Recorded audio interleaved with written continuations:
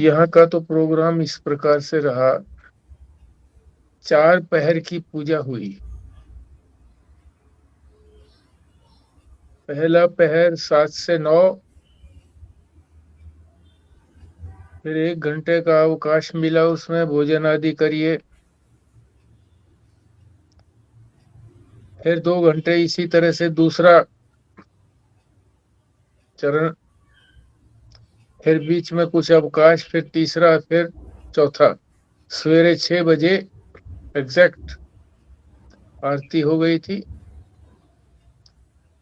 2 पंडित जी आए थे, मंत्रों का उच्चारण कर रहे थे, और जिस प्रकार से वो आदेश देते थे उसी प्रकार से भगवान शंकर की पूजा हो रही थी। बड़े भव्य रूप से।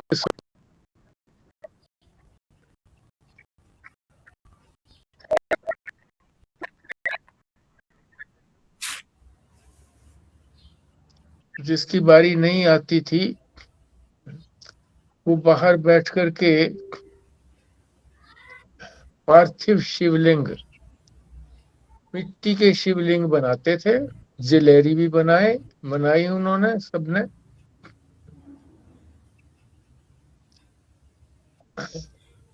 ऊपर सर्प भी बनाया। नंदी वगैरह किसी ने बनाई, किसी ने नहीं बना पाए।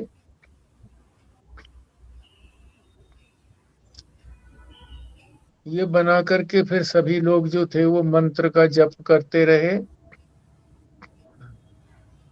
या तो महामृत्युंजय मंत्र का जप, ओम त्र्यंबकम यजामहे, या ओम नमः शिवाय का मंत्र,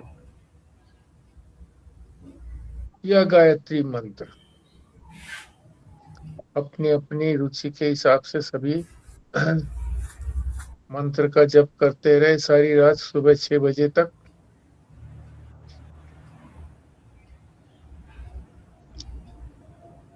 बड़ा आनंद आया।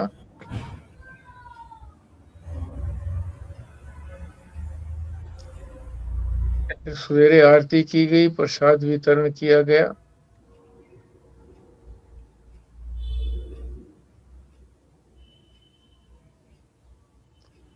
तो शिवरात्रि का बड़ा महत्व है। पंडित जी वो शिवरात्रि का महत्व बताने लगे थे, तो शैली कहने लगी कि शिवरात्रि का महत्व नहीं, आप रुद्राभिषेक ही करवाइए सीधे, उसमें समय काफी लग जाएगा। तो पहले उसमें थोड़ा सा टाइम लगा था, बाद में जाकर के जो और 3 पहर की हुई थी उसमें इतना समय नहीं लगा था। मौसम भी अनुकूल रहा, ठीक रहा। तो आपने भी अपने ढंग से किसी न किसी प्रकार से, चाहे मंदिर में जा करके चाहे घर पे, महाशिवरात्रि की पूजा की होगी। आप भी अपना अनुभव बताना चाहें तो बारी बारी से आप बता सकते हैं।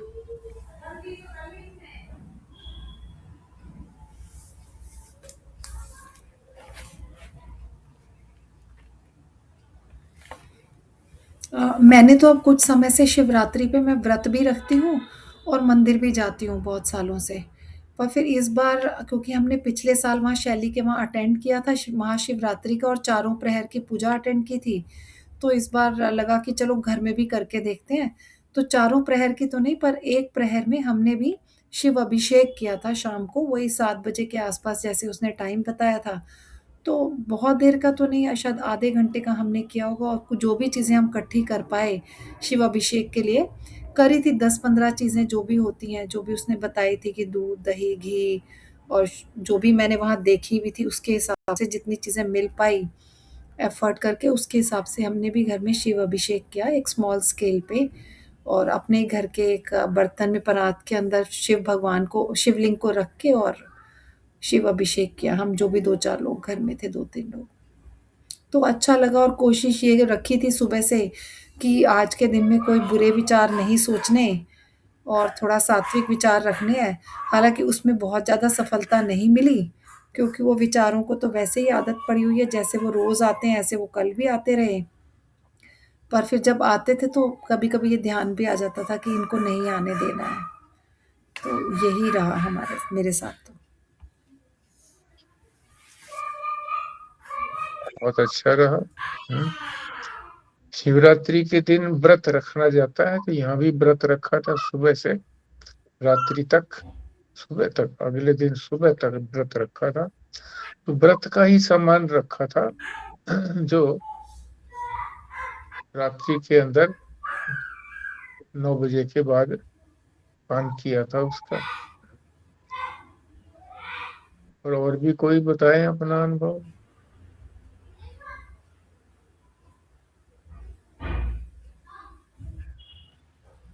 मैंने तो घर के अंदर ही पूजा की थी छोटी सी, और मंदिर भी नहीं गई और व्रत भी नहीं किया। बस ओम नमः शिवाय का सुमरन चलता रहा, वो भी पूरा दिन नहीं, बीच बीच में भूल पड़ जाती थी। बस ऐसा ही रहा, स्वास्थ्य ठीक नहीं था, बस ऐसे ही करते रहे। ठीक है।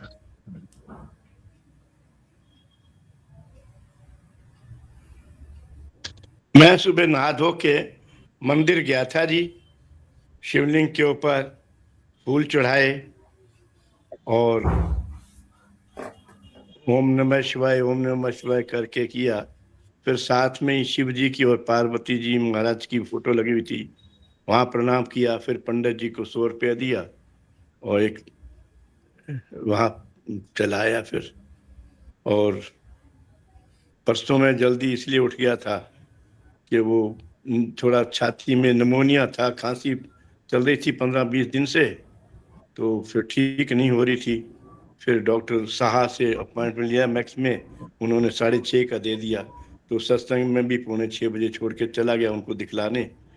उन्होंने फिर लिखी वही डॉक्सीसाइक्लिन और ओमना क्वार्ट्रिल और नेजल ड्रॉप्स और इनहेलेशन। अब कुछ ठीक है और बाकी यही रहा जी बस।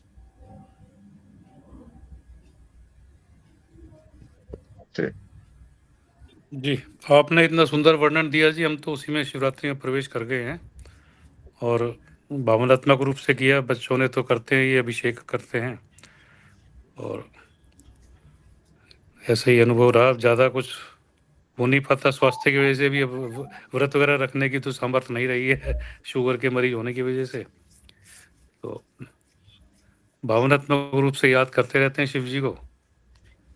और आपने जो वर्णन दिया उससे तो सब लाभान्वित हो गए, बहुत बढ़िया लगा ये। ये वर्णन इसीलिए दिया गया था कि सभी लोग प्रेरित होकर के आगे से संकल्प करें कि जैसी भी परिस्थिति होगी मैं उस परिस्थिति को लांघ करके अधिक से अधिक जो है परमात्मा के निकट, भगवान शंकर के निकट पहुंचने का प्रयत्न करूंगा, चाहे मंदिर के अंदर चाहे घर के अंदर, कैसे ही। जी, सुबह बस मंदिर गई थी और जल और फूल वगैरह चढ़ाया। सायंकाल जो है ना वो 7 से 9 जो है भगवान शिव का विशेष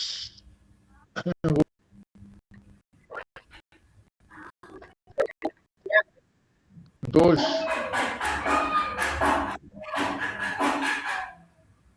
उसका विशेष शब्द है, वो होता है कुछ खास दिनों में प्रदोष होता बोल रहे हो है। क्या? प्रदोष? प्रदोष प्रदोष, प्रदोष क्या मतलब है प्रदोष का? उस काल में भगवान शंकर जो है खूब नृत्य करते हैं प्रसन्न होकर के। यहाँ भी नृत्य किया था बच्चों ने भाई उस समय में।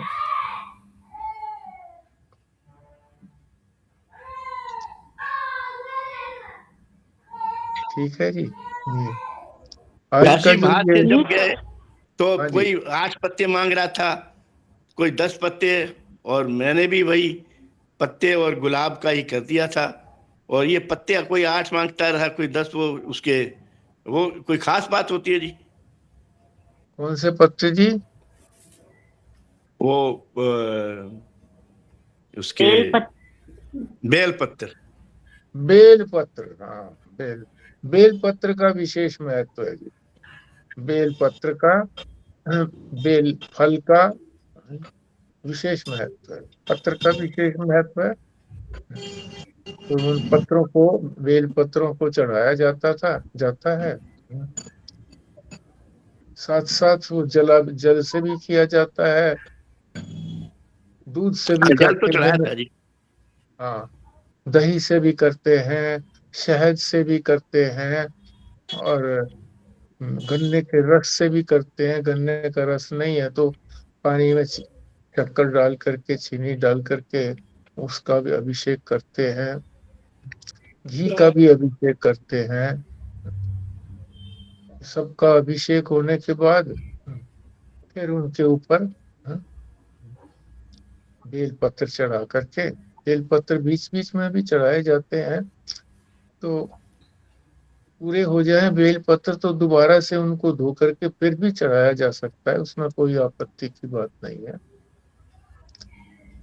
बाद में फिर उनके सामने जो है वो उनकी पूजा की जाती है, फल वल उनको अर्पित किए जाते हैं। नैवेद्य को बोलते हैं उसको, नैवेद्य।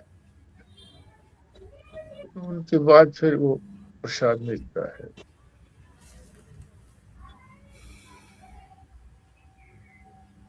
अच्छा, आज हमारा जो है ना द्वितीय प्रवचन है, दूसरा प्रवचन। तो मैं मुख्य मुख्य पॉइंट्स इसके बता देता हूँ कि इसके अंदर आज क्या होगा, ताकि उनको दिमाग में रख करके अगर आप पढ़ेंगे तो और ज्यादा ग्राह्य होगा। एक तो ये संप्रदाय की जो बात आ रही है ना, कि उनका ज्येष्ठ पुत्र है, फिर उनका और पुत्र होगा आगे, फिर आगे फिर पुत्र होगा, फिर उनका शिष्य होगा, फिर शिष्य होगा। ये परंपरा, ये जो शिष्यों की परंपरा है, ये क्यों बताई जाती है बार बार? इसलिए बताई जाती है कि ये स्तुति है इसकी, विद्या की। ये विद्या की स्तुति है कि इतने महत्वपूर्ण लोगों ने पराविद्या को प्राप्त किया है, तो प्रेरणा मिलती है लोगों को, इसलिए ये बताया जाता है। दूसरा, इसके अंदर ये बात बताएंगे कि भगवान शंकर जो है वो तो अखंड है, तो उनके कोई टुकड़े नहीं है, पूर्ण है। टुकड़ों को मिला करके पूर्ण नहीं है, बल्कि पूर्ण है, कोई टुकड़े उसमें होते नहीं है। मगर फिर भी वो करुणा करके अपने आप को टुकड़ों में बांट देते हैं हमारे लिए। किस लिए, क्यों करते हैं ऐसा? क्योंकि हमें जो है ना उस व्यापक तत्व की ग्रहण नहीं होता। व्यापक तत्व सीधा ग्रहण नहीं होता, टुकड़ों में ग्रहण होता है। हमें रुचि हमारे अंदर उत्पन्न करने के लिए वो अपने आप को खंडों में बांट देते हैं। एक खंड उनका अपना है, एक खंड पार्वती जी का है, एक फिर उनका जो चंद्रमा है वो भी खंडित चंद्रमा है, और फिर उनके हाथ में जो फरसा है वो भी खंडित है, टूटा हुआ है। तो ये खंडित रूप से अपने आप को प्रस्तुत करते हैं। ये उनकी करुणा है। दो बात। तीसरी बात जो है बड़ी महत्वपूर्ण है, समझने के लायक है। उसकी शब्दावली क्या है? साधन साध्य। जो चीजें साधन साध्य होती हैं वो हमारी नहीं होती हैं। क्या मतलब है? साधन से प्राप्त, कोई साधन करके फिर उसकी जो प्राप्ति होती है, फल होता है, वो कभी हमारा रहता नहीं है, होता नहीं है। तो हमारी चीज कौन सी रहती है? जो स्वाभाविक है, बिना साध्य साधन के है, उसके लिए कोई साधन करने की आवश्यकता नहीं है। हमारा जो अपना स्वरूप है उसके लिए कोई प्रयत्न करने की जरूरत नहीं है, साधन नहीं करने की जरूरत है, केवल मात्र समझने की आवश्यकता है। ये सहज है, स्वाभाविक है। तीसरी बात और चौथी बात ये है कि साधन साध्य से जो भी कुछ प्राप्त होता है हम उसी में लगे रहते हैं। क्यों लगे रहते हैं? क्योंकि हमारे अंदर वैराग्य नहीं है। तो वैराग्य के ऊपर बहुत जोर दिया गया है इसके अंदर। तो ये बातें जो है, चार बातें, चार हुई या पांच हुई, जितनी भी हुई, ये बड़ी महत्वपूर्ण है। और इन्हीं के चारों तरफ ये आज का प्रवचन, आज पूरा हुआ तो आज, नहीं तो कल भी सही घूमेगा। अब शुरू कराएंगे जी, कराइए। हाँ, आपकी बात सुन के पहले तो ये लगा कि चलो अब तो आपने सार बता ही दिया पूरे इसका, तो ये तो कंप्लीट हो गया। पर फिर महाराज जी की बात याद आ गई कि उन्होंने कहा था कि सार से तो समझ के हम अन्यथा काम ही करते हैं, ठीक कार्य नहीं कर पाते हैं, क्योंकि सार को डिटेल में समझने की भी जरूरत है। ठीक है जी, शुरू करते हैं। कराएंगे स्वस्तिक, आप ही कराएं शुरू। ठीक है जी। द्वितीय प्रवचन 22 नवंबर 1988। वो हो गई, वो मंगलाचरण हो गया क्या? ओ, कर लेते हैं, पता नहीं हुआ शायद। नहीं, मंगलाचरण हो गया था, डॉक्टर साहब ने किया था, खुराना साहब ने। अच्छा हाँ हाँ, ठीक है, ठीक है। हो गया था जी। अच्छा। पराविद्या का प्रतिपादन करने वाली मुंडक उपनिषद का विचार। क्या हुआ मम्मी? हाँ, पी लो, आप पी लो पानी, पी लो। हाँ जी, वो पी लो आप। ठीक, एक सेकंड जरा। हाँ, पराविद्या का प्रतिपादन करने वाली मुंडक उपनिषद का विचार प्रारंभ किया था। कल बतलाया कि किस प्रकार से सारे देवताओं में सर्वप्रथम उत्पन्न होने वाले मेरे को ना एक इसमें ये डाउट आ रहा है कि इसमें बार बार मुंडक उपनिषद के बारे में क्यों बोल रहे हैं इसके अंदर। पराविद्या की पुस्तक है, ये उसी का ही कोई भाग है क्या, उन मुंडक उपनिषद का? प्रारंभ में यही बताया गया था कि ये मुंडक उपनिषद के अंदर पराविद्या और अपराविद्या का वर्णन है। उसी के ऊपर महाराज जी ने 9 प्रवचन किए हैं। ठीक है जी। मैं फिर से इसको पढ़ रही हूँ। कल बतलाया कि किस प्रकार से सारे देवताओं में सर्वप्रथम उत्पन्न होने वाले समग्र विश्व के कर्ता और उसका पालन करने वाले ब्रह्मा ने अपने ज्येष्ठ पुत्र अथर्वा को ब्रह्म विद्या दी। हाँ, ये हमने पहले इसके बारे में थोड़ा सा पढ़ा था। विद्या के संप्रदाय की परंपरा बतलाना विद्या की स्तुति के लिए है। इस प्रकार के अत्यंत महत्वपूर्ण लोगों ने सृष्टि के आदि काल में परम पुरुषार्थ के मोक्ष के साधन रूप से इस विद्या को ग्रहण किया। इस बात को जानकर सभी साधक इसकी प्राप्ति के लिए प्रवृत्त होवें, यह स्तुति का प्रयोजन है। तो ये आप एक्सप्लेन करें थोड़ा कि स्तुति का प्रयोजन का कैसे है ये वाला।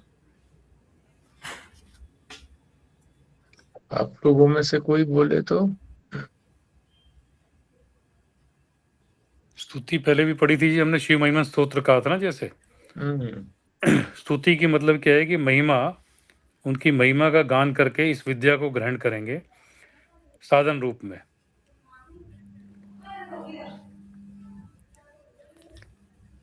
संप्रदाय की परंपरा बताना। संप्रदाय की परंपरा माने उनसे इसको मिली, उनसे उसको मिली, उनसे इसको मिली। जैसे गुरु शिष्य की परंपरा है, जैसे परंपरा चली और उन्होंने मोक्ष को प्राप्त किया, पुरुषार्थ प्राप्त किया, इसी तरह हम भी अपने जीवन में इसको साधन के रूप में अपनाकर इससे विद्या को प्राप्त करें। स्तुति का मतलब यही है कि उनकी महिमा की बात हो रही है कि देखो उन्होंने इस प्रकार से ये स्तुति इसको प्राप्त किया विद्या को, तो हम भी इसी को प्राप्त करें। ठीक, प्रेरणा मिलती है, यही स्तुति का प्रयोजन है, यानी स्तुति का फल है, फल भी मिल जाता है। तो यहाँ पर ये बताया गया है कि जैसे विद्या के संप्रदाय की जो परंपरा है वो जैसे एक तरह से ये कह सकते हैं नारायण से शुरू हुई, तो हमें इससे ये प्रेरणा मिलेगी कि वो आगे आगे आगे जैसे बढ़ती गई, तो अगर हम भी उसको अपनाएंगे तो किसी दिन हमें भी वो मोक्ष के रूप में मिल सकती है।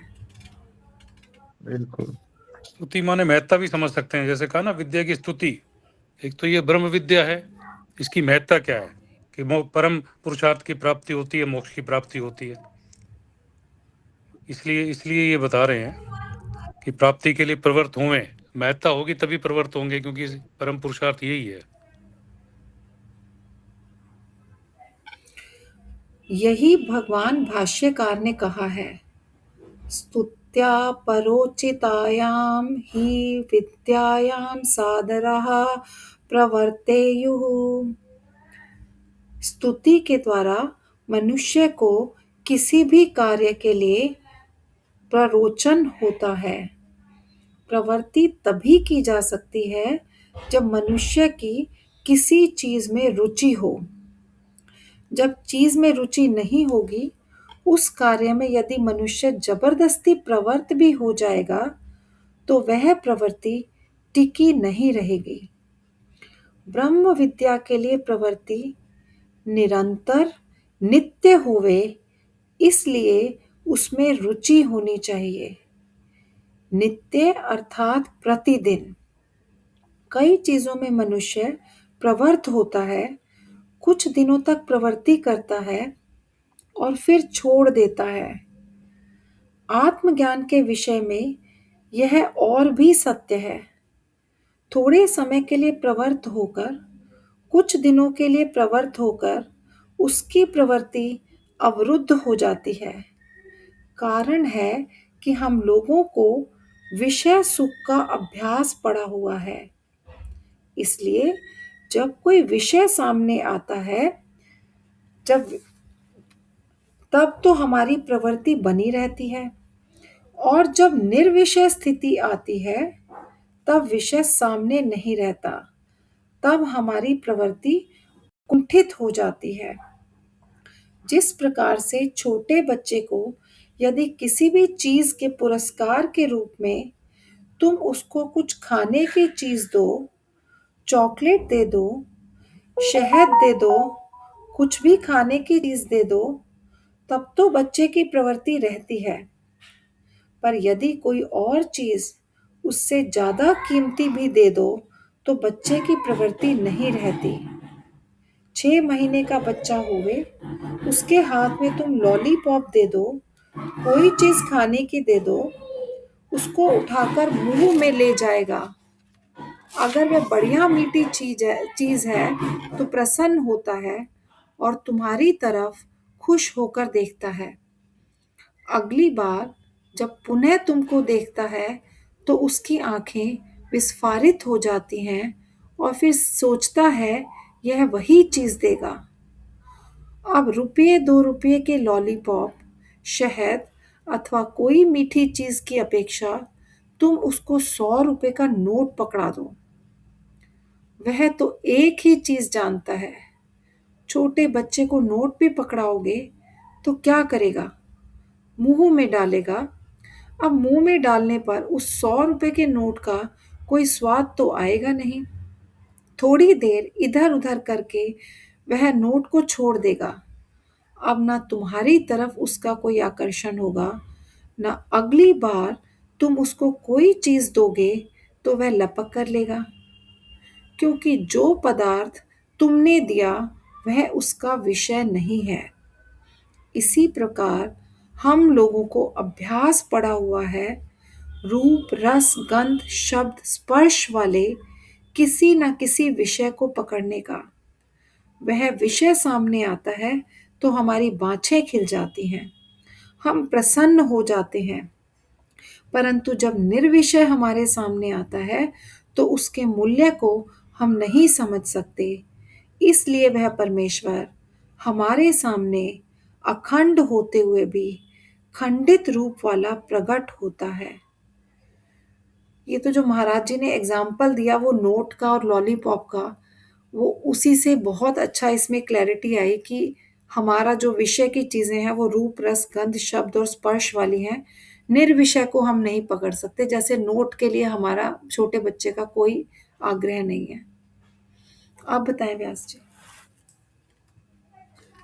थोड़ा ये खंडित वाली बात एक बार फिर से बताना कि परमेश्वर हमारे सामने अखंड होते हुए भी खंडित रूप वाला प्रकट होता है, तो किन रूपों में ईश्वर खंडित रूप में प्रकट होता है? अभी आगे बताएंगे, अच्छा, आगे बताएंगे। आगे बता रहे हैं। ये जो निर्विषय वाले में अभी बुद्धि गई नहीं ना जी, बच्चों की तरह हमारी बुद्धि अभी लॉलीपॉप चॉकलेट में लगी हुई है, मीठी चीज मिल जाए, और उसमें जो है जो अभ्यास पड़ गया है वो भी बाहर की वृत्तियों में ही पड़ा हुआ है, विषयों में पड़ा हुआ है बाहर के, इसलिए निर्विषय में मूल्य समझ में नहीं आ रहा है, इसलिए पकड़ नहीं पाते हैं उसको। एक तो ये बात इसमें जो मूल जो अभ्यास की बात बताइए कि जो अभ्यास है वो बाहरी विषयों में पड़ा हुआ है, इसलिए प्रवृत्ति नहीं होती विषय सुख का अभ्यास पढ़ने के कारण। ये दो बातें और इसमें जैसे बताई गई हैं, एक तो रुचि के बारे में बताया हुआ है कि अगर रुचि होगी तो ही हम उसकी तरफ प्रवृत्त होंगे, और फिर इसमें ये वाली बात भी बता दी कि हमारी रुचि भी जो है वो विषय सुख के लिए ही है, वही जो 5 चीज़ें हैं उसी की तरफ हमारी रुचि होती है। और ये बहुत अच्छी बात बोली कि कभी-कभी हम कुछ दिनों तक तो हमारी प्रवृत्ति रहती है और फिर एकदम से अवरुद्ध हो जाती है। ये भी बड़ी सत्य बात है, क्योंकि हमने भी जैसे यहाँ भी देखा कि बहुत सारे लोग हमारे साथ जुड़े, कुछ लोग हमारे साथ सालों तक भी रहे और फिर उसके बाद वो बिल्कुल ही अलग ही हो गए। तो इसमें फिर ये भी समझ आया कि ब्रह्म विद्या के लिए निरंतर प्रवृत्ति रहना भी बहुत मुश्किल बात है। तो ये वाली बात भी मुझे ऐसी लगी। आप भी बताएं कि आपका भी इससे यही समझ आई क्या इस वाली बात से? हाँ ठीक है, यही बात आई।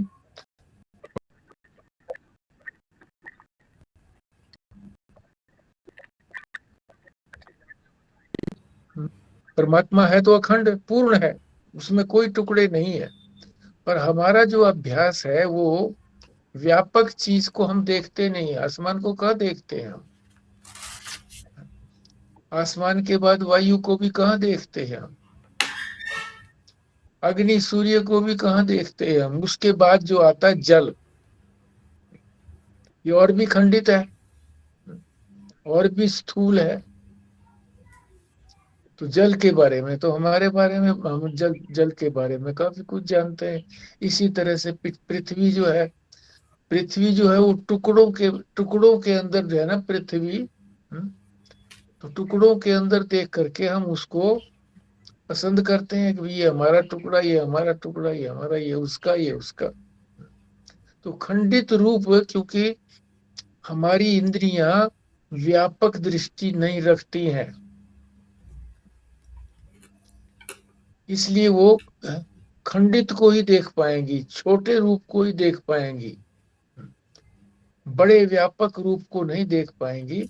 तो वो खंडित रूप परमात्मा ने अपने आप को खंडित बनाया है हमारे लिए, हमारे अंदर रुचि पैदा करने के लिए, प्ररुचि, ताकि हमारा इंटरेस्ट बने तो वो लगातार हमारा बना रहे इंटरेस्ट, और हम इसमें आगे बढ़ते रहें। अब आगे देखेंगे कि इसके अंदर खंडित रूप कैसे कैसे हैं, 4 प्रकार से उनके खंडित रूप है, वो आगे बता रहे हैं। जी मैं हाँ पढ़ता हूँ जी हाँ जी, आगे। हाँ जी, मैं भी कह रही थी कोई और पढ़े। कल बतलाया था अनेक कल वाला विश्व रूप, त्रिकल वाला विश्वात्म रूप और निष्कल वास्तविक रूप परमार्थ रूप। यद्यपि परमेश्वर स्वरूप से अखंड है और हमको अखंड ज्ञान ही देना चाहता है, परंतु फिर भी अपना खंडित रूप प्रकट करता है, त्रिकल रूप प्रकट करता है। इसीलिए किसी ने कहा है, वपु खंडे खंड प्रतिवस्ति शैलेंद्र दुहिता शिखंडे खंडेन्दु स्वयंपि विभु खंड परुषः। इसी श्लोक का जो है आगे वर्णन किया गया है। कल का अर्थ आपको मालूम होना चाहिए, प्रारंभ में भी बताया था, कल माने टुकड़ा। ये बताया ना, त्रिकल, 3 टुकड़े, जीव, ईश्वर और जगत, ये 3 टुकड़े हो गए। है परमात्मा अखंड रूप से, और वो अखंड ज्ञान ही देना चाहता है। हमारे जितने भी ज्ञान हम सीखते हैं वो सारे खंडित है, यानी सीमाबद्ध है। खंडित का मतलब सीमाबद्ध है, एक जगह जाकर के समाप्त हो जाते हैं। वो विषय वहां पर समाप्त हो जाता है, दूसरा विषय शुरू हो जाता है। तो कल माना खंडित, खंडित यानी उसका सीमित रूप। तो त्रिकल हो गया। ये जो आपने बताया जीव, और फिर ईश्वर और जगत बोला आपने, तीसरा क्या बोला? जीव, ईश्वर और जगत? हाँ, हाँ, अच्छा। ऐसे फिर और भी मतलब अनेक कल का मतलब क्या हो? ये तो त्रिकल हो गया। अनेक कल का अनेक कल तो अरे सारी बातें, जितने भी पदार्थ हैं संसार के अंदर, ये टुकड़ों में ही तो हैं, ये अनेक कल हो गए। एक एक चीज के अनेक कल हो जाते हैं, टुकड़े हो जाते हैं। इसका कहने का मतलब है जगत के अंदर तो अनेक कल आ ही गया ना जी। हम्म तो इसलिए इसलिए थोड़ा सा कंफ्यूजन लग रहा है, जगत जब कह दिया, मगर उसमें तो 3 की परिभाषा करी करके, जीव, जगत और ईश्वर। हाँ, जगत तो एक रहा ना जी, वो तो एक एक पार्ट रहा जगत तो। पर जगत के भी अनेक टुकड़े हैं, इसीलिए उसको अनेक कल कह दिया जगत। जी। शैलेंद्र दोहिता खंड वपु खंडे प्रतिवस्ती। भगवान शंकर के आधे अंग में शैल अर्थात हिमालय पर्वत, उसकी दुहिता पार्वती है। दाहिना अंग शिव का है, बायां अंग पार्वती का है। वपु खंडे, शरीर के एक खंड में शैलेंद्र दोहिता खंड प्रतिवस्ती पार्वती का एक खंड रहता है। यह भी कल वाला है, माने खंड वाला है। शिखंडे खंडेन्दु, भगवान शंकर का जो सिर है उसके ऊपर द्वितीय का चंद्रमा रहता है, वह भी खंडेन्दु चंद्रमा का टुकड़ा है, द्वितीय का चंद्रमा है। तो आधे अंग में भी कल खंड और सिर पर भी खंड। स्वयं अपि विभु खंड परुषः, और स्वयं भगवान शंकर अपने हाथ में जो फरसा रखते हैं वह भी खंडित है, टुकड़ा टूटा हुआ है इसका। इस प्रकार से 3 खंड हो गए। शरीर के आधे भाग में पार्वती का खंड, सिर के ऊपर चंद्रमा का खंड, और स्वयं अपने हाथ में खंड परशु यानी टूटा हुआ फरसा। अब यद्यपि ये सब खंड हैं, तथापि प्रत्यगम शरणमुपयातं प्रतिविभो रखंडो व्यापारो जगति करुणाया विज्यते। तथापि प्रत्यंग्र शरणमुपयातम, यद्यपि त्रिकल रूप को धारण किए हुए हैं, 3 जगह से खंड को धारण किए हुए हैं, तथापि जो उनके सामने शरण भाव को प्राप्त कर लेता है, उनकी करुणा ऐसी है कि वे उसे अखंड अर्थात निष्कल ज्ञान का दान करते हैं। यह उनकी करुणा है। चंद्रमा मन है, इसलिए वह जीव का प्रतीक है, जीव खंड को बतलाता है। माया जगत खंड को बतलाती है, और स्वयं खंड परशु हैं, इसलिए ईश्वर खंड को बतलाते हैं। इस प्रकार जीव, जगत, ईश्वर तीनों रूपों में खंडित होते हुए भी जो उनकी शरण में जाता है उसको अखंड भाव की प्राप्ति कराते हैं। यही उनकी करुणा है। अपने खंडित रूप से वे प्ररोचन करते हैं, क्योंकि उनके अखंड निर्विषय रूप को हम विषय नहीं कर सकते, इसलिए उसकी तरफ हमारी प्रवृत्ति ही नहीं बनेगी। इस प्रवृत्ति को कराने के लिए वह अपने खंड रूप के दर्शन के द्वारा, इन तीनों रूपों के द्वारा प्ररोचन कराते हैं। उनके इस रूप की तरफ प्रवृत्ति तभी हो सकती है जब निरंतर अविद्या में ही रहने के अपने स्वभाव को हम छोड़ दें। ये खंड रूप तो स्पष्ट कर दिया जी, इसमें उन्होंने अपने जो है हम्म आधे भाग में पार्वती, आधे भाग में स्वयं है, और चंद्रमा का टुकड़ा है सिर के ऊपर, वो भी खंड में है। और परसों जो परसा है वो भी टूटा हुआ है, खंड में है। मगर ये क्योंकि इसकी रुचि, जीव की रुचि पैदा करने के लिए खंड रूप के दर्शन के द्वारा अपने जो है अपने जो ब्रह्म रूप की जो है उसकी जो है अपनी करुणा से उसका दर्शन करा देते हैं। तो यहाँ पे प्ररोचन का क्या मतलब है? रुचि। रुचि पहले भी आया था ना, रुचि करने के लिए आप अपने खंडित रूप से प्ररोचन करते हैं, रुचि करते हैं।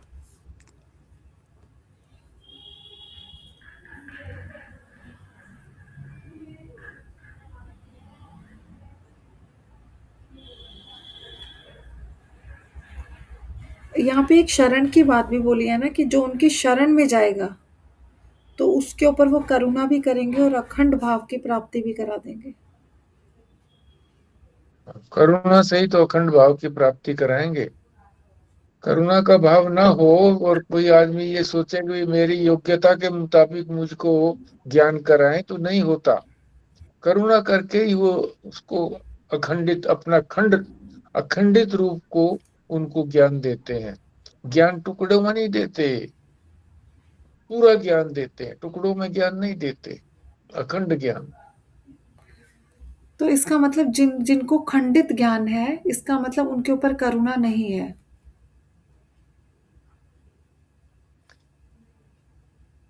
जो वो चाहते हैं वही उनको ज्ञान मिला हुआ है।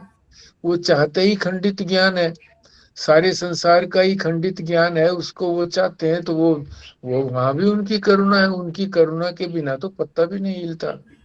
करुणा तो है उनकी, मगर जो उनकी शरण में आते हैं, जो संसार की शरण को छोड़ करके संसार के पदार्थों से वैराग्य करके परमात्मा की तरफ जाते हैं, उन पर जो करुणा होती है उससे वो, क्योंकि वो संसार से विरक्त हो गए हैं, इसलिए उनको अखंडित ज्ञान कराते, अखंड ज्ञान करा देते हैं।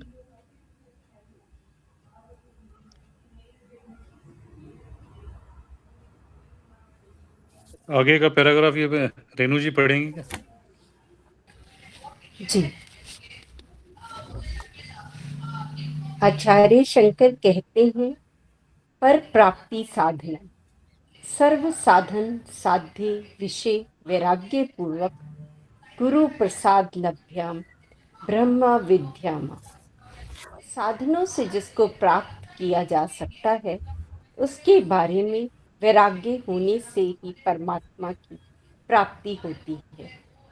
संसार में दो तरह की चीजें, एक जो किसी साधन से प्राप्त होती हैं, साधन साध्य है, और दूसरी जो सहज है, स्वाभाविक। साधन से जिसको प्राप्त किया जाएगा, जो साधन साध्य होगा, वह जितनी देर साधन है उतनी देर तक रहेगा, और जैसे ही साधन समाप्त हो जाएगा साध्य भी समाप्त हो जाएगा। इसको समझना बहुत जरूरी है। साधन और साध्य, साधन माने कोई भी हम कर्म करते हैं तो कर्म साधन ही है ना। कर्म से प्राप्त जो चीज है उसका फल मिलेगा, मगर कितना फल मिलेगा? जब तक वो साधन करते रहेंगे, कर्म करते रहेंगे, उसका फल मिलता रहेगा। कर्म जहां बंद हुआ तो उसका फल भी बंद हो जाएगा। तो साधन से साध्य का मतलब जो उसकी प्राप्ति, फल। कर्म से जो उसका फल हुआ, साध्य हुआ, जिसको हम साधना चाहते थे, वो हमारे पास आ गया, साध्य हो गया, तो वो अधिक देर रुकने वाला नहीं है, इसलिए वो हमारा नहीं हो सकता। यही कहने का तात्पर्य। एक ये भी हो सकता है कि साधन साध्य में जब साधन साध्य ही बन जाए। ये दूर की कौड़ी मत पकड़ो। अच्छा जी। क्योंकि जो कहना चाहते हैं वो फिर छूट जाता है कि जो भी कर्म करेंगे, कर्म का फल ये होगा कि उसको हमें फल मिलेगा उसका, और वो फल जो है वो पुण्य होगा, पुण्य जो क्षीण हो जाएगा। नहीं, एक बस साधन से प्राप्त नहीं होने वाला, मगर इसमें इन्होंने एक जो लाइन लिखी ना, साधनों से जिसको प्राप्त किया जा सकता है, यहाँ ये भी कह रहे हैं कि साधनों से प्रभाव जिसको प्राप्त किया जा सकता है, इसका मतलब उसको कर सकते हैं प्राप्त। वो कब? उसके बारे में वैराग्य होने से ही परमात्मा की प्राप्ति होती है। मतलब साधनों से हम जिसको प्राप्त कर रहे हैं उनसे वैराग्य करना है, तब परमात्मा की प्राप्ति होगी। और उसी मगर वो बात को समझाया गया है। हाँ, निस्वार्थ कर्म भी कह सकते हैं जिसको, हैं? निस्वार्थ कर्म। कर्म तो निस्वार्थ कर्म भी जो है ना जी, वो भी प्राप्ति तो नहीं कराता परमात्मा की भी, अंतःकरण शुद्धि करता है, बस उसका ये फल है। जो भी फल प्राप्त होगा वो फल क्षीण हो जाएगा। जो अपना स्वभाव है, जैसे उदाहरण देता हूं, इस पर फिट तो नहीं बैठता, मगर संसार का उदाहरण देना ही पड़ता है। सांस हम लेते हैं, उसके लिए कोई प्रयत्न करते हैं हम? नहीं करते। अनलेस कोई अस्थमा वगैरह हो जाए तो बात अलग होती है, नहीं तो सांस लेना हमारा, रात्रि में भी हम जगे हुए नहीं होते हैं, हमारी कोई इंद्रिय नहीं काम करती, शरीर काम नहीं करता, फिर भी सांस चले जा रहा है, तो ये हमारा स्वभाव है। तो जो चीज स्वाभाविक होती है वो बिल्कुल सहज होती है, उसके लिए कोई प्रयत्न नहीं करना पड़ता। तो अपना जो स्वरूप है वो स्वाभाविक है, उसके लिए प्रयत्न की आवश्यकता नहीं है, समझ की आवश्यकता है बस। समझ गए, सहज हो गया, स्वाभाविक हो गया।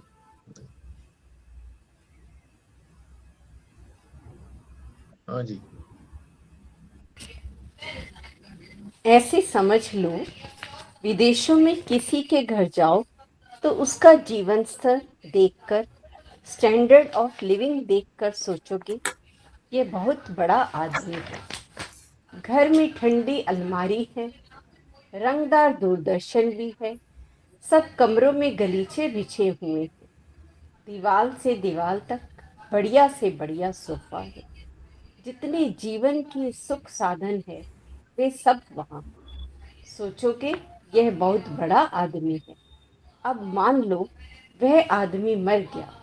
4 दिन बाद, हफ्ते भर बाद यदि उसके घर में जाओगे तो बड़ी दुर्दशा देखोगे। ना वहाँ ठंडी अलमारी है, ना वहाँ रंगदार दूरदर्शन है, ना वहाँ गलीचे हैं, ना वहाँ सोफा है, कुछ भी नहीं है। तुमको आश्चर्य होगा 4 दिन में सब कहाँ चला गया। यदि उसकी पत्नी से पूछोगे तो कहेगी वे सब की सब चीजें तो उधार आई हुई थी।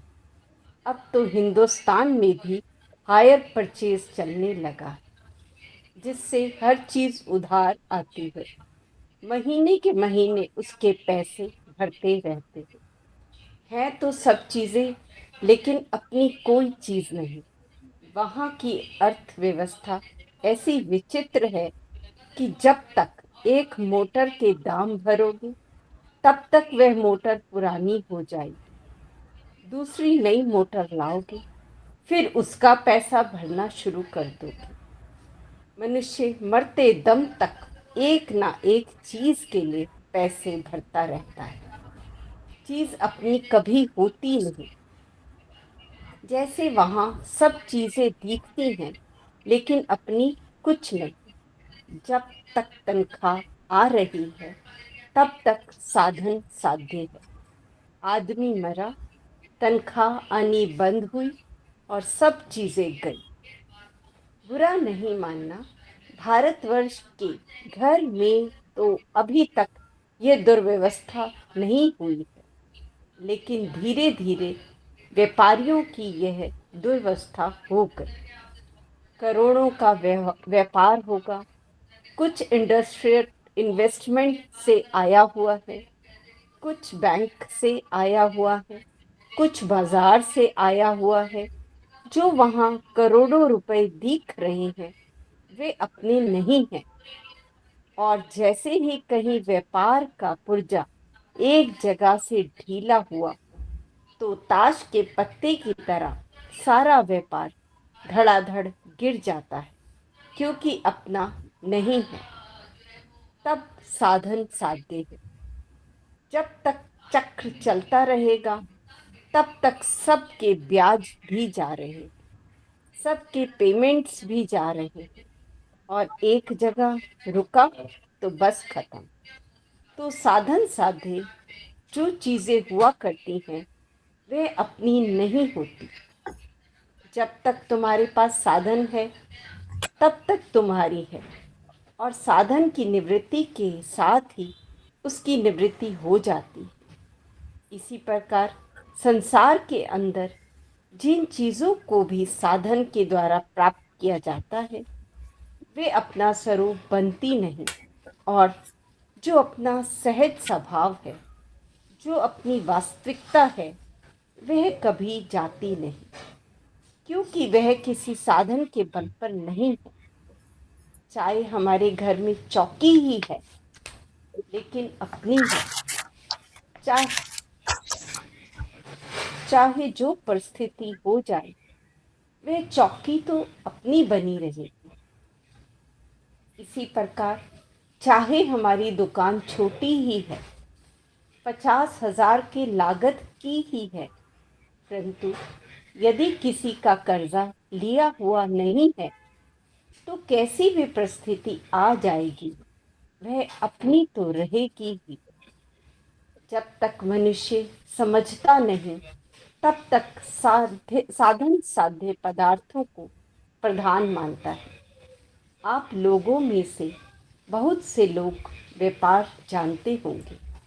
कभी अपने दादाजी से पूछो व्यापार कैसे करना चाहिए, कहेंगे भैया लाख रुपया होवे तो 25-30 हजार का व्यापार करो, बाकी घर में बचाकर सोना चांदी रखो। अपने लड़के से पूछो तो कहेगा पिताजी अपना घर भी बैंक में लिख कर दे दो, व्यापार तो बढ़ाना ही है। एक अनुभवी है और एक साधन से जो प्राप्त होता है उसकी चकाचौंध में पड़ा हुआ, चाकचिक्य में पड़ा हुआ। इसी प्रकार जो संसार के स्वरूप को समझता है वह तो कहता है साधन से जितनी चीजें प्राप्त होती हैं उन्हें छोड़ो, जो अपना असली रूप है उसको जानो, वही अपना धन है। ऐसा वैराग्य होने पर ही इस पराविद्या के निर्विशेष स्वरूप की प्राप्ति संभव होती है। निष्कर्ष निकाल दिया, वैराग्य करना पड़ेगा किससे? संसार से। क्यों? संसार जो है वो साधन से प्राप्त है, और जब तक साधन होते रहेंगे तो उसकी प्राप्ति रहेगी। जहां साधन रुक गए किसी कारण से तो फिर वो संसार की वस्तुएं भी नहीं रहेंगी। और जो अपना स्वरूप है वो तो स्वाभाविक है, उसके लिए किसी ने कोई प्रयत्न किया नहीं आज तक, यानी उसके लिए कर्म नहीं किया गया, समझ तो पैदा की गई है। और समझ जो है वो तब क्यों नहीं आती? क्योंकि हमारी रुचि, हमारी दृष्टि जो है वो संसार के पदार्थों की तरफ है, उसी में लगे रहते हैं, समय मिलता ही नहीं। जैसे पहले भी महाराज जी के एक प्रवचन में आया था कि वो राजा बहुत बड़ा इनाम देगा, मेरे पास जो पहुंचेगा, इस तरह से। तो लोग जो थे वो खरीद फिरोख्त में ही लगे रहे। वहां एक ही पहुंच पाया जिसको पता था कि इन चीजों से कोई प्राप्ति नहीं होनी, जिसको जो अपना सहज रूप हो जाएगा, राजा बन जा राजा जिस पर प्रसन्न हो जाएगा, जिसके लिए उसने आयोजन किया है,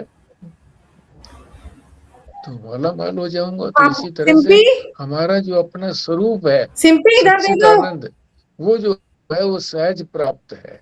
बस उसको समझना पड़ रहा है। हम अभी उस स्वरूप को नहीं समझ रहे, आनंद पदार्थों से लेना चाह रहे हैं कि इससे मिल रहा है वो अपने स्वरूप से ही झड़ने वाला वहां पर।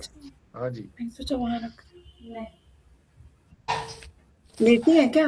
वैराग्य के बिना लेटी हुई है? केवल तर्क या बुद्धि की तीव्रता से आत्मज्ञान की आशा रखना मूर्खता है। बिना साधन साध्य विषयक वैराग्य के हुए केवल हम सोचेंगे कि हमारी बुद्धि तीव्र है, इसलिए हम इस पराविद्या को प्राप्त कर सकेंगे, तो यह संभव नहीं। अथवा केवल हमारे पास तर्क का बल है तो हम पराविद्या को प्राप्त कर लें, यह होना नहीं।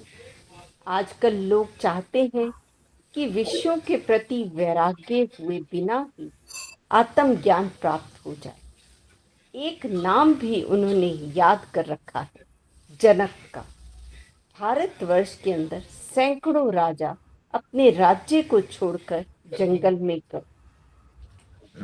जो ये कहते हैं ना कि घर में रह करके क्या नहीं हो सकता, परमात्मा की प्राप्ति।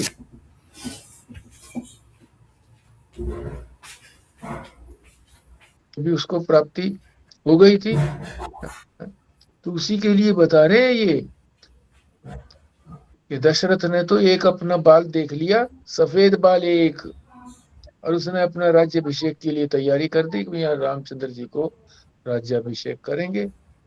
और इसी परंपरा में ये सूर्य कुल है ना उनका, चंद्रकुल में भी इसी तरह से बहुत कुछ हुए हैं।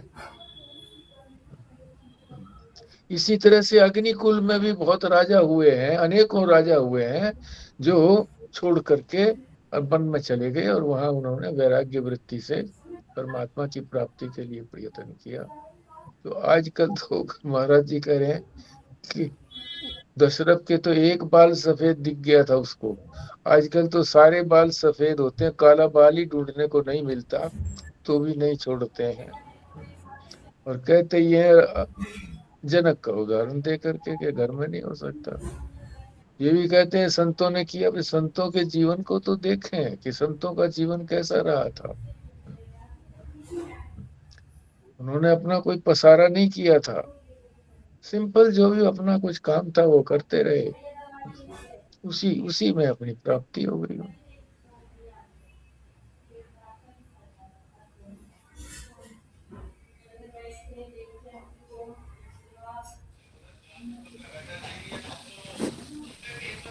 आज यहीं रखेंगे जी, इसी के ऊपर और चर्चा करनी हो किसी ने तो, वो कि इसमें वैराग्य की महिमा बताइए। बिना वैराग्य के बात नहीं बनेगी। साधन साध्य का, ये जब तक साधन है तब तक साध्य रहेगा, वो चीज़ की प्राप्ति होती रहेगी।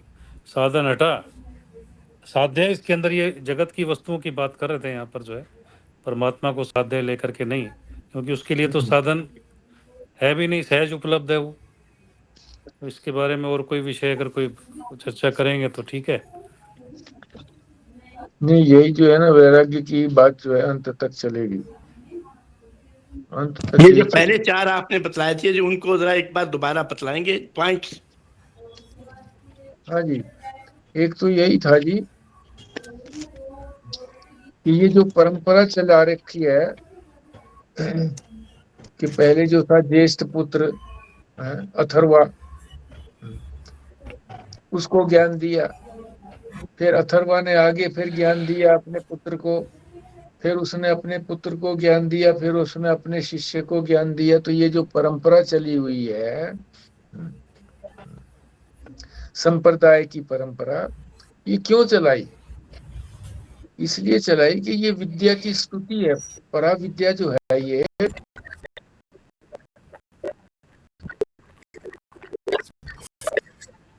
तो मोबाइल तभी तो साफ से सुनाई देगा। जो विद्या की जो परंपरा है, बहुत महत्वपूर्ण विद्या है, विद्या महत्वपूर्ण है। तो इसकी जब ये सुनेंगे कि इतने महत्वपूर्ण लोगों ने सृष्टि के आदि में लेकर के अब तक चले आए हैं लोग इसकी प्राप्ति के लिए, तो लोगों की रुचि इधर हो जाएगी। एक पॉइंट तो ये था विद्या की स्तुति करने का, ये बार बार जो संप्रदाय की परंपरा करते हैं। दूसरा ये बताया था कि ये अखंड ज्ञान, भगवान जो है वो अखंड है, स्वयं खंड नहीं है उनके अंदर, पूर्ण है, उनके कोई अंग नहीं है, कोई टुकड़े नहीं है, पूर्ण है, अंगों से मिलकर के, टुकड़ों से मिलकर के वो पूर्ण नहीं बने हैं, बल्कि है ही पूर्ण, एकमात्र वही है और कोई है ही नहीं। तो ये अखंड की बात बताई है। मगर ये अखंड जो है ना, जल्दी सी समझ में नहीं आता कि केवल मात्र परमात्मा के अतिरिक्त और कुछ है ही नहीं।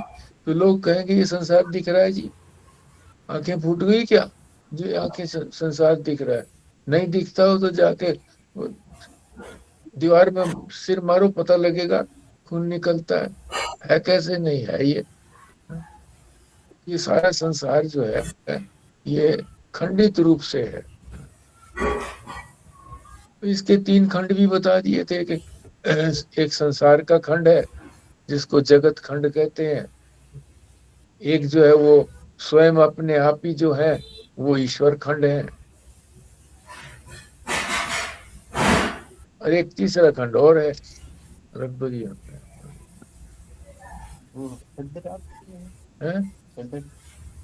अच्छी बात। वो बिलाड़ी। हाँ जी। तो ये 2 हो गए, खंडित रूप में अपने आप को पेश करते हैं। कौन से खंड बताए ना? वो 3 खंड बताए कि नहीं उनके अपने, कि एक में तो आधे में तो वो है, आधे में जो है वो पार्वती है, सिर के ऊपर जो है उनके चंद्रमा है, वो भी दूज का चांद जिसको बोलते हैं, तो छोटा होता है, खंडित है, पूरा चांद नहीं है। तीसरी जो है वो चीज उनके हाथ में फरसा है, वो भी टूटा हुआ फरसा है। तो ये दिखाते इसलिए है कि ये खंडित चीज को हम देख सकते हैं, जो अखंड चीज है उसको हम उसका ग्रहण होता नहीं है हमारे से। तो ये दूसरी बात बताई थी। तीसरी बात जो महत्वपूर्ण थी वो अभी साधन साध्य की बात चली रही है, कि जो भी चीज कर्म से प्राप्त होगी, साधन को आप कर्म मुझे समझ, किसी से मिलवाना चीज था कर्म मेरे से को। प्राप्त होगी वो फल मिलेगा उसका, तो वो फल जो है ना क्षीण हो जाएगा। जब तक वो प्रयत्न उसका चलता रहेगा तब तक तो वो काम देगा, उसके बाद नहीं काम देता। किसी भी व्यापार में देख लो कि व्यापार अगर चलता रहता है तो ठीक है, अगर कहीं से आगे से बंद कर दिया आपने व्यापार और लोगों को पता लग गया कि तो व्यापार बंद कर रहे हैं, तो फिर उसको छोड़ के दूसरी पार्टी में चले जाते हैं। तो साधन साध्य यानी जो भी चीज कर्म से प्राप्त होती है वो अपनी नहीं होती, यानी हमारे पास रहेगी नहीं। जब तक प्रयत्न करते रहेंगे हमारे पास बनी रहेगी, और जब जहाँ प्रयत्न छोड़ा तो गए हमसे। अब प्रयत्न तो छोड़ना ही पड़ेगा, हम चले जाएंगे तो भी हमारा प्रयत्न खत्म हो जाएगा, हम प्रयत्न नहीं करेंगे। इसीलिए हमारी रुचि बनी रहती है कि हम इतनी चीजें इकट्ठी करके चले जाएं कि अब तो फैक्ट्री खूब चल रही है, ताकि बच्चों को भी कुछ ना करना पड़े, अगली पीढ़ियां भी बैठी खाएं, लेटी हुई खाएं, खड़े होकर के खुद पुरुषार्थ न करें। न प्रारब्ध पर उनका विश्वास है, न परमात्मा पर विश्वास है। जी 3 जी चीजें बताई, इससे आगे करना पड़ेगा। जो भी साधन साध्य, ये सारा संसार जो है ये साधनों से प्राप्त होता है, बिना साधन के बिना कर्म किए हुए संसार की प्राप्ति नहीं होती। जहाँ प्रयत्न छोड़ा, जहाँ खुराना जी ने अपनी दुकान छोड़ी है, आमदनी बंद हो गई, खत्म हुई बात।